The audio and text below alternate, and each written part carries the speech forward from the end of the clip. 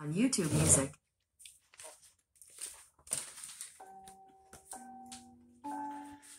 King Alfred's absent-mindedness was strangely combined with a passion for mechanical things,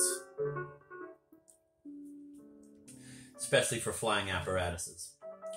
In 1912, he managed to rise in an umbrella-like Faber hydroplane and almost got drowned in the sea between Nitra and Indra. He smashed 2 Farmans, 3 Zemplin machines, and a beloved Santos Dumont Demoiselle. A very special monoplane, Blinde 4, was built for him in 1916 by his constant, quote, aerial adjutant, end of quote, Colonel Peter Gusev, later a pioneer parachutist and, at 70, one of the greatest jumpers of all time. And this was his bird of doom. On the serene and not too cold December morning that the angels chose to net his mild, pure soul, King Alfred was in the act of trying solo a tricky vertical loop that Prince Andrei Kachurin, the famous Russian stunter and War I hero, had shown him in Gatchina. Something went wrong, and the little Blinde was seen to go into an uncontrolled dive. Behind and above him, in a Caudron biplane, Colonel Gusev, by then Duke of Rahl, and the Queen snapped several pictures of what seemed at first a noble and graceful evolution, but then turned into something else. At the last moment, King Alfred managed to straighten out his machine, and was again master of gravity when, immediately afterwards, he flew smack into the scaffolding of a huge hotel, which was being constructed in the middle of a coastal heath, as if for the special purpose of standing in a king's way. This uncompleted and badly gutted building was ordered razed by Queen Blinde, who had it replaced by a tasteless monument of granite, surmounted by an improbable type of aircraft made of bronze. The glossy prints of the enlarged photographs depicting the entire catastrophe were discovered one day by 8-year-old Charles Xavier in the drawer of a secretary bookcase. In some of these ghastly pictures, one could make out the shoulders and leathern casque of the strangely unconcerned aviator. And in the penultimate one of the series, just before the white blurred shattering crash, one distinctly saw him raise one arm in triumph and reassurance. The boy had hideous dreams after that, but his mother never found out that he had seen those infernal records.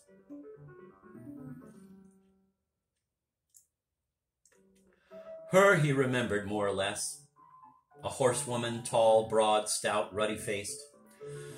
She had been assured by a royal cousin that her son would be safe and happy under the tutelage of admirable Mr. Campbell, who had taught several dutiful little princesses to spread butterflies and enjoy Lord Ronald's Coronac. He had immolated his life, so to speak, at the portable altars of a vast number of hobbies, from the study of book mites to bear hunting, and could reel off Macbeth from beginning to end during hikes.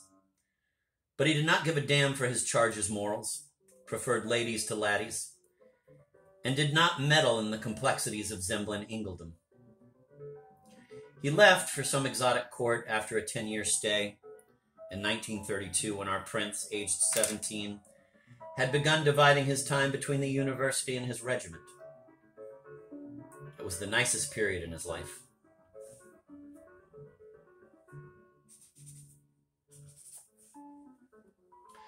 He never could decide what he enjoyed more, the study of poetry, especially English poetry, or attending parades, or dancing in masquerades with boy girls and girl boys.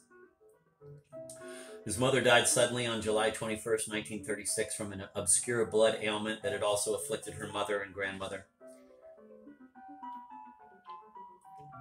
She had been much better on the day before, and Charles Xavier had gone to an all-night ball in the so-called Ducal Dome in Grindelwald. For the nonce, a formal heterosexual affair, rather refreshing after some previous sport. At about 4 in the morning, with the sun inflaming the tree crests in Mount Falk, a pink cone, the king stopped his powerful car at one of the gates of the palace. The air was so delicate, the light so lyrical, that he and the 3 friends he had with him decided to walk through the linden bosquet the rest of the distance to the Pavonian Pavilion, where guests were lodged.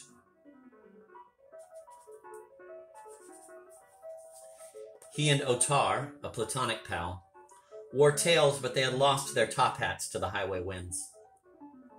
A strange something struck all four of them as they stood under the young limes in the prim landscape of scarp and counterscarp, fortified by shadow and countershadow. Otar, a pleasant and cultured adeling, with a tremendous nose and sparse hair, had his two mistresses with him, 18-year-old Fafalda, whom he later married, and 17-year-old Fleur, whom we shall meet in two other notes. Daughters of Countess de Filer, the Queen's favorite lady in waiting. One involuntarily lingers over that picture, as one does when standing at a vantage point of time and knowing in retrospect that in a moment one's life would undergo a complete change.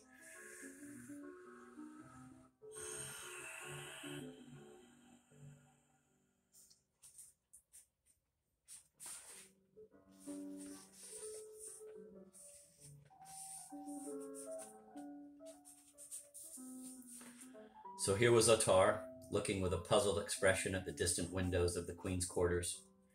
And there were the two girls side by side, thin-legged in shimmering wraps, their kitten noses pink, their eyes green and sleepy, their earrings catching and losing the fire of the sun. Their earrings catching and loosing the fire of the sun. There were a few people around, as there always were, no matter the hour, at this gate along which a road connecting with the Eastern Highway ran. A pleasant woman with a small cake she had baked, doubtlessly the mother of the sentinel who had not yet come to relieve the unshaven, dark young Nat Det, child of night, in his dreary sentry box, sat on a spur stone, watching in feminine fascination the Luciola-like tapers that moved from window to window. Two workmen holding their bicycles stood staring too at those strange lights, and a drunk with a walrus mustache kept staggering around and patting the trunks of the lindens. One picks up minor items at such slowdowns of life. The king noticed that some reddish mud flecked the frames of the two bicycles and that their front wheels were both turned in the same direction, parallel to one another.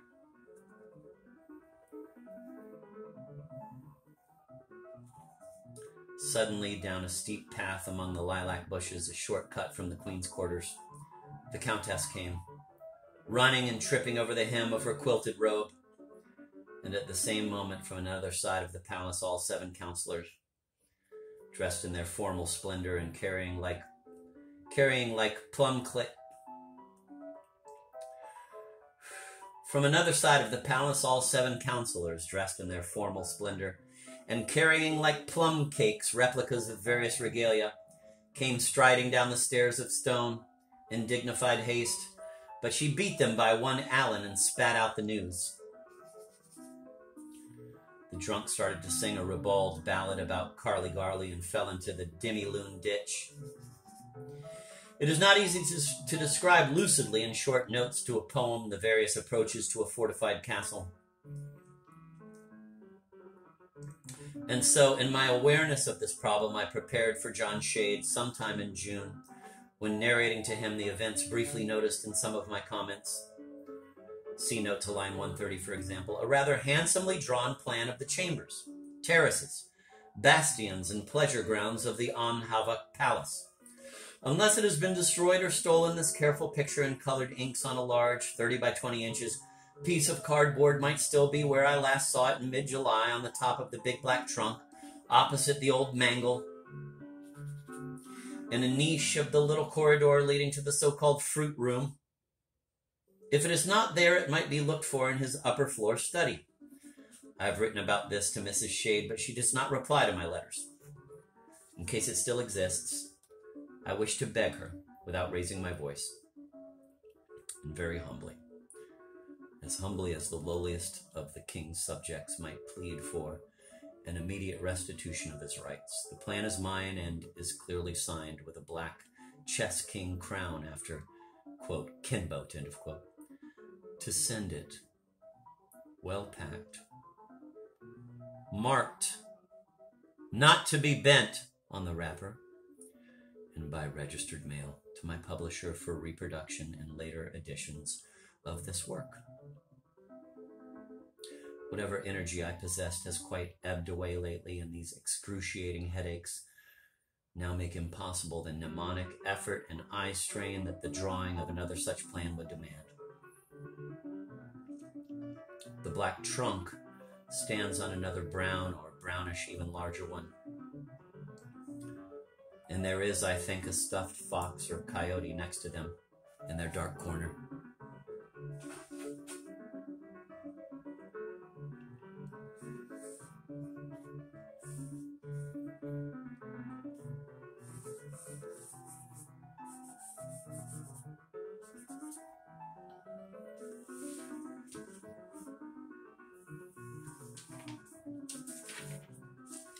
Line 79, a preterist. Written against this in the margin of the draft are 2 lines, of which only the first can be deciphered. It reads, "The evening is the time to praise the day."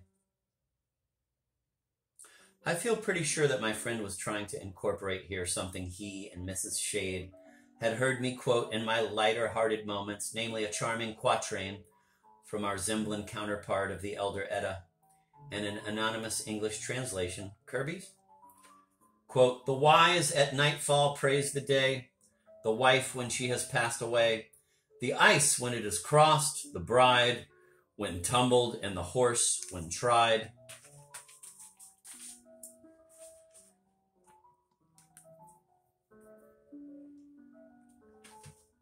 Line 80, my bedroom.